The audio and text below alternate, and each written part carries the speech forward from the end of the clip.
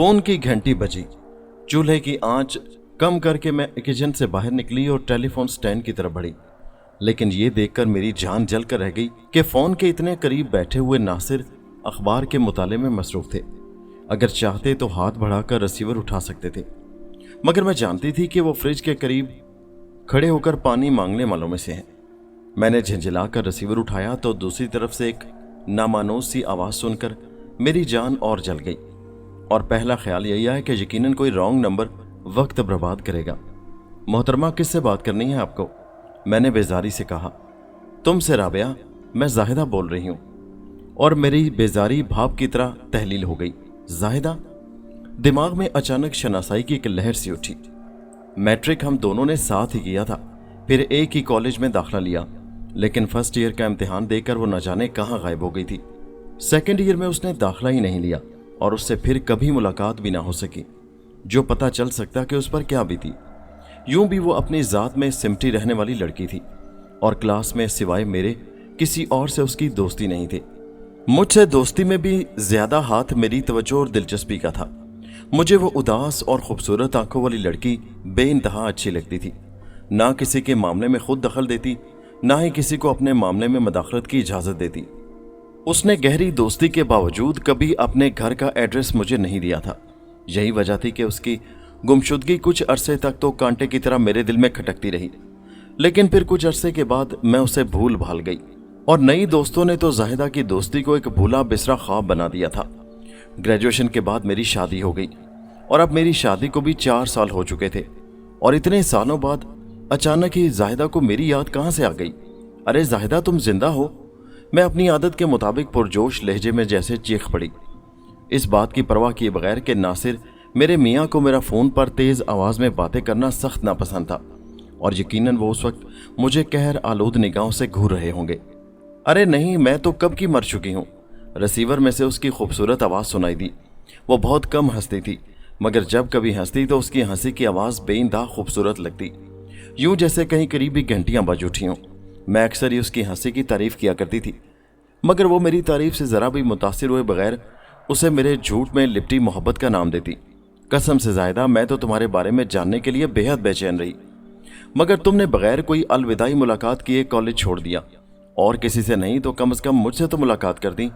मेरे लबों पर बहुत मुद्दत से दिल में पनपती हुई शिकायत आ गई। बस क्या बताऊं, वो ठंडी सांस लेकर बोली। शादी हो गई थी लेकिन निभ ना सकी।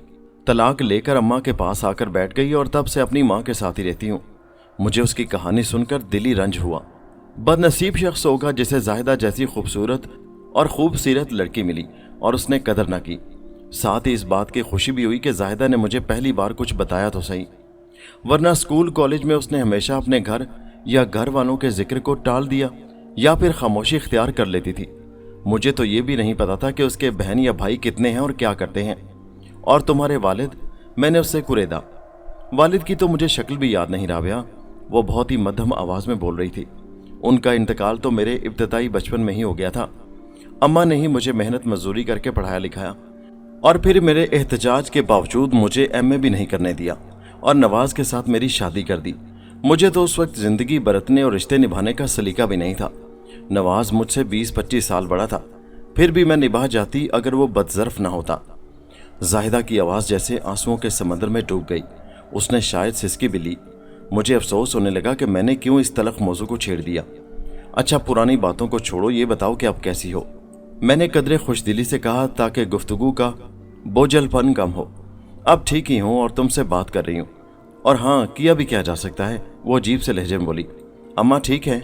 मैंने मोहतात लहजे में पूछा। हाँ अम्मा मेरे पास हैं, या यूँ समझो कि मैं अम्मा के पास हूँ। वो बेख्तियार कराह उठी थी। मैं बेचैन हो गई। क्या हुआ जाहिदा, तुम ठीक तो हो ना? न जाने क्यों उसकी आवाज़ भी मुझे कुछ बदली सी लग रही थी। बहुत सर्द और बेतासुर लहजा था। हाँ, दरअसल मेरा हाथ जख्मी हो गया था आज कांच से, बहुत ही ज़्यादा खून निकला और फिर अचानक राब्ता मुनक़ता हो गया। मुझे अपने कान पर कुछ गिला गिला सा महसूस हुआ। मैंने रिसीवर हटाकर एयरपीस की तरफ देखा। वहाँ सुर्ख रंग के 3-4 कतरे से थे। देखिए ये क्या है? मैंने रिसीवर अपने हस्बैंड नासिर को दिखाया। उन्होंने आंख उठाकर एयरपीस की तरफ देखा और फिर तशवीशनाक निगाहों से मेरी तरफ देखते हुए बोले, ये तो खून मालूम होता है। तुम्हारे कान से तो खून नहीं बह रहा। मेरे कान से? मैंने बेख्तियार अपने कान पर हाथ रखा और साथ ही कान का रुख नासिर की तरफ कर दिया ताकि वो भी देख ले। हाँ, तुम्हारे कान पर भी खून के धब्बे हैं, हो सकता है कोई दाना वगैरह हो जो कि अंदर फट गया हो, नासिर ने अपनी राय दी। लेकिन मुझे तकलीफ तो बिल्कुल नहीं, कान के अंदर कोई दाना होता तो महसूस तो होता। मैं फ़ोन के रिसीवर को कपड़े से साफ करते हुए उलझ कर बोली, अरे हाय, मैं तो चूल्हे पर दूध रख कर आई थी। अचानक मुझे याद आया और मैं सब कुछ भूल भाल कर किचन की तरफ भागी। शुक्र है कि चूल्हे की आंच कम होने की वजह से दूध नहीं उबला था। मैंने जल्दी से चूल्हा बंद कर दिया। फिर मेरे जहन से जायदा की तमाम बातें निकल गईं। मसरूफियत ही इतनी थी। शादी के फ़ौरन बाद अल्लाह ताला ने औलाद जैसी नेमत से मेरा दामन भर दिया था और मैं एक 3 साल के बेटे साहिल की माँ थी। बच्चे के साथ कितना काम होता है। साहिल को मैंने नया स्कूल में एडमिशन करवाया था और अब उसे शाम को बैठकर पढ़ाना भी मेरी जिम्मेदारी थी और किचन का काम अलग था जिसे शेयर करने के लिए कोई और हस्ती मौजूद न थी। लेकिन इतनी मसरूफियत के बावजूद जाहिदा मेरी सहेली मेरे जहन से निकल न सकी और उस रोज़ लाइन कट जाने की वजह से मैं उससे उसका फ़ोन नंबर भी नहीं ले सकी थी और ना ही ये पूछ सकी कि जाहिदा ने मेरा नंबर कहाँ से लिया था। हो सकता है कि उसने मेरी अम्मी के घर फ़ोन किया और वहाँ से मेरा नंबर ले लिया हो, लेकिन उसका नंबर मेरे पास नहीं था।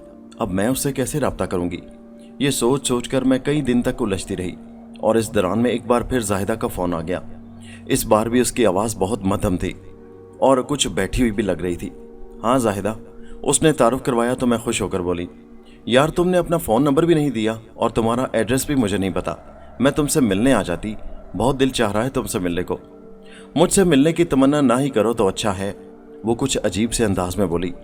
न जाने उसकी आवाज़ खड़खड़ा रही थी या टेलीफोन में कुछ खराबी थी। न जाने उसके फ़ोन करते वक्त टेलीफोन को क्या हो जाता था। देखो बकवास ना करो, शराफत से मुझे अपना एड्रेस बता दो। पहले भी हर बार तुम इसी तरह की बातें करके टाल जाया करती थी, मैंने शिकायती लहजे में कहा। अच्छा नोट करो। उसका जवाब इंतहाई गैर मुतवक्को था। मैंने जल्दी से नोटबुक उठाई और उसका एड्रेस नोट कर लिया। मैं तुमसे मिलने आऊँगी, मैंने पुरजोश लहजे में कहा, लेकिन उसके जवाब में जाहिदा की तरफ से किसी किस्म की कोई गर्मजोशी न थी। दिन में हो सकता है मैं ना मिलूं, लेकिन रात में मैं होती हूँ, वो बेतासुर और सर्द लहजे में बोली। अच्छा, गालिबन तुमने कोई नौकरी वगैरह कर ली होगी। हाँ अच्छा है ना, दिल भी बहल जाएगा। सुनो जाहिदा, तुम अपना फ़ोन नंबर मुझे दे दो, मैं फ़ोन करूँगी तब आऊँगी ताकि तुम भी घर में मौजूद रहो, मैंने उसे मशवरा दिया। लेकिन इससे पहले कि वो कोई जवाब देती, एक बार फिर पहले की तरह लाइन कट गई और मेरा राब्ता उससे ख़त्म हो गया। मैं रिसीवर क्रेडल पर डालने ही वाली थी कि अचानक चौंक पड़ी। उस रोज़ की तरह आज भी एयर पीस पर खून के कतरे चमक रहे थे। बेख्तियार मेरा हाथ कान पर पड़ गया, वहाँ चिपचिपाहट मौजूद थी। मैं इस बार परेशान हो गई और खौफजदा भी। ये दूसरी मर्तबा थी कि जाहिदा का फ़ोन आता है और मेरे कान से खून क्यों निकलना शुरू हो जाता है। रिसीवर को साफ करके मैंने क्रेडल पर रखा और एक टूथपिक पर रुई लपेटकर कान में घुमा कर देखा, लेकिन रुई बिल्कुल साफ निकली। इसका मतलब है कि कान के अंदर से खून नहीं निकला। तो फिर जब जाहिदा का फ़ोन आता है तो रिसीवर से खून के कतरे क्यों निकलना शुरू हो जाते हैं? ये खून आखिर कहाँ से आता है एयर पीस पर? मैं जितना सोच रही थी मेरा जहन उलझता जा रहा था। मुझे जल्द अज जल्द जाहिदा से मिलना था, शायद उससे मिलने के बाद उस उलझन का कोई हल निकले। मैं अपना कान पानी से साफ करते हुए सोच रही थी। एक रोज़ मैंने जाहिदा के घर जाने का पक्का इरादा कर लिया। मेरे मियाँ नासिर ऑफिस में गए हुए थे और मेरा बेटा स्कूल में, और मैं बआसानी जाहिदा के घर पहुँच गई। बस रास्ते में 1-2 लोगों से पूछना पड़ा, लेकिन मुझे उस वक्त शदीद किस्म की मायूसी हुई जब मैंने दरवाजे पर एक मोटा सा ताला पड़ा हुआ देखा। मैं मायूस होकर पलटी तो मुझे अपने पीछे एक सफ़ेद लिबास वाली बूढ़ी सी खातून नजर आई। सफ़ेद दुपट्टे ने उनके बाल और माथा भी ढांप रखा था। उनके दोनों हाथ भी दुपट्टे के अंदर थे। तुम जाहिदा से मिलने आई हो? वो बूढ़ी खातून मुझे देखकर मध्यम आवाज़ में बोली। जी आंटी, आप गालिबन? जी हाँ, मैं जाहिदा की माँ हूँ। जाहिदा हर रोज़ तुम्हारा इंतज़ार करती है, वो बहुत मोहब्बत करती है तुमसे। लेकिन मुझे अफसोस है बेटा, जाहिदा घर में नहीं है, हैदराबाद एक अजीज़ के यहाँ शादी में गई हुई है और आज मैं भी जा रही हूँ। अफसोस मैंने घर बंद कर दिया है और जल्दी में भी हूँ, लिहाजा तुम्हें बिठाकर तुम्हारी कोई खातिर मदारत न कर सकूँगी। वो हैदराबाद जाने से पहले ही तुम्हें फ़ोन करने का कह रही थी, लेकिन बस अचानक ही जाना पड़ गया। सब ऐसे ही चले जाते हैं अचानक और बग़ैर इरादे के, मैं भी, वो भी और तुम भी। वो अजीब बेमैनी सी बातें करने लगी। मुझे कुछ घबराहट सी होने लगी क्योंकि उनकी निगाहें मुझ पर नहीं थीं, बल्कि खला में मौजूद किसी अनदेखे नुक्ते पर मरकूज थीं, और उनकी आवाज़ भी जाहिदा की तरह किसी किस्म के तासुर से आ रही थी। अच्छा मैं चलती हूँ, फिर आऊँगी। मैंने उनसे इजाज़त ली और जाने ही वाली थी कि अचानक मेरी नज़र ज़मीन पर पड़ी और मैं अपनी जगह मुंजमद सी हो गई। ज़मीन पर खून के कतरे एक तसलसल से गिर रहे थे। गालिबन उनके हाथ से खून बह रहा था। आंटी आप तो ज़ख्मी हैं, ये खून। मैं खौफजदा होकर बोली, लेकिन उनके सुकून में कोई फ़र्क नहीं आया था। हाँ, आज किचन में मेरा हाथ ज़ख्मी हो गया था कांच से, उन्होंने उसी इत्मीनान से कहा तो मेरे जहन में झमाका सा हुआ। अभी चंद रोज़ पहले जाहिदा ने भी तो यही अल्फाज कहे थे, आप कोई दवा लगाकर पट्टी वगैरह बांध लें, इस तरह कैसे सफ़र करेंगी। मैं खौफजदा होकर बोली, लेकिन वो उसी इत्मीनान से बोली, पट्टी बांध दी है लेकिन खून फिर भी बंद नहीं हुआ। सफ़र करना तो ज़रूरी है बेटा। अच्छा अब तुम जाओ, खुदा हाफिज़, उन्होंने जल्दी से कहा और पलटकर सड़क की तरफ चली गई। सच्ची बात तो यह है कि जाहिदा की अम्मी से मुलाकात ने एक बड़ा ही नाखुशगवार तासुर छोड़ा था मुझ पर। मुझे जब भी उनका सफ़ेद सरापा याद आता मेरे दिल में खौफ लहरें लेने लगता। इस बात को कई रोज़ गुजर गए। तकरीबन 1 महीना होने को आया था कि मुझे एक बार फिर जाहिदा से मिलने का शौक़ पैदा हुआ। उसका कोई फ़ोन भी नहीं आया था। एक बार मुझे फिर बड़ी शिद्दत से जाहिदा और उसके साथ गुजरे हुए लम्हे याद आने लगे। मैंने इस बार निस्बतन मुख्तलिफ टाइम पर चलने का फ़ैसला किया। मेरा ख्याल था कि शायद वो कहीं जॉब करती है, लिहाजा शाम तक घर में आ ही जाती होगी। नासिर और साहिल इस बार मेरे हमराही थे, यानी मेरे मियाँ और मेरा बेटा। अगरचे नासिर ने बड़े नखरे दिखाए थे, मगर मैंने उन्हें किसी न किसी तरह जाहिदा के घर जाने के लिए तैयार कर ही लिया था। उनकी बाइक जाहिदा के घर के सामने रुकवाकर मैं बड़ी खुश उतरी, लेकिन दरवाजे पर पड़े ताले को देखकर मेरा दिल धक से रह गया। लीजिए, आज फिर गायब है आपकी सहेली साहिबा। मेरे मियाँ नासिर ने तंजिया निगाहों से मेरी तरफ देखा। हो सकता है वो अभी अपनी जॉब से वापस ना लौटी हो और उसकी अम्मा कुछ खरीदने निकल गई हूँ। मैं अभी आती हूँ, ज़रा पड़ोस में मालूम करती हूँ। मैंने आगे बढ़कर जाहिदा के घर के दाएं जानिब पड़ोस वाले घर की बेल्ट बजाई। जवाब में एक खातून ने बाहर झांका। किससे मिलना है? वो आपके बराबर के घर वाले लोग कहाँ हैं? आप कुछ जानती हैं उनके बारे में? ये घर तो बहुत अरसे से खाली है, पड़ोसन ने बताया। जी, ऐसा कैसे हो सकता है? मुझे तो यहीं का पता दिया गया था, और पिछली बार मैं आई थी तो जाहिदा की वालदा से मेरी मुलाकात भी हुई थी। वो हैदराबाद जा रही थी किसी शादी में। अभी मेरा जुमला मेरे मुंह में ही था कि उन खातून ने धड़ से अपना दरवाज़ा बंद कर दिया। गेट बंद करने से पहले मैं उनका सफ़ेद पड़ता हुआ चेहरा देख चुकी थी। ये मोहतरमा तो बड़ी बदअखलाक हैं, मेरे पीछे खड़े मेरे मियाँ नासिर ने कहा। अब क्या करें, मैं बुड़बुड़ाई। अचानक मैंने जाहिदा के घर के बाएं जानिब के घर का दरवाज़ा खुलते हुए देखा। कोई 17-18 साल की एक नौजवान लड़की ने झांका तो मैं तेज़ी से उसकी तरफ बढ़ी। सुनिए, ये बराबर वाले घर के लोग कहाँ हैं? मैंने उसके करीब जाकर कहा। इस घर में यहाँ तो कोई नहीं रहता, 2 साल से ये घर यूं ही बंद पड़ा है, लड़की ने रवाने से कहा। वो उन खातून के बरक्स बाइखलाक और खुश गुफ्तार मालूम हो रही थी। लेकिन मेरी सहेली जाहिदा और उसकी अम्मी तो यहीं रहती हैं, मैंने खुद कलामी के अंदाज में कहा। जाहिदा बाजी 2 साल पहले यहाँ रहा करती थी, लेकिन फिर उनके बाद से ये मकान खाली है। तुम जानती हो ये मकान छोड़कर जाहिदा कहाँ चली गई है? मैंने बेसब्री से पूछा। जी, वो अल्लाह मियाँ के पास चली गई है, वो बेहद सादगी से बोली। मैं साकित रह गई। वो फिर तफसील बताने लगी। बहुत ट्रेजिक मौत हुई है उनकी, उन दोनों माँ बेटी की। वो हैदराबाद में अपने किसी अजीज़ के यहाँ शादी में जाने की तैयारी कर रही थी। दोपहर ढलने के बाद वो दोनों घर से निकली, लेकिन अभी रोड पर ही पहुंची थी कि कोच ड्राइवर के हाथों बेकाबू होकर उनको कुचलती हुई फुटपाथ पर चढ़ गई। जाहिदा बाजी बेचारी तो उसी वक्त मर गई थी। उनकी अम्मा अस्पताल ले जाते हुए इंतकाल कर गई। तब से ये घर खाली पड़ा है।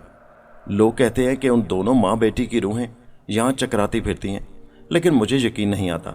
जबकि मेरी दादी कहती हैं कि जो लोग नाकाम आरजुएं लेकर अचानक मर जाते हैं, उनकी रूहें भटकती रहती हैं। बाजी, क्या वाकई ऐसा होता है? उस लड़की की बात का मैंने कोई जवाब नहीं दिया।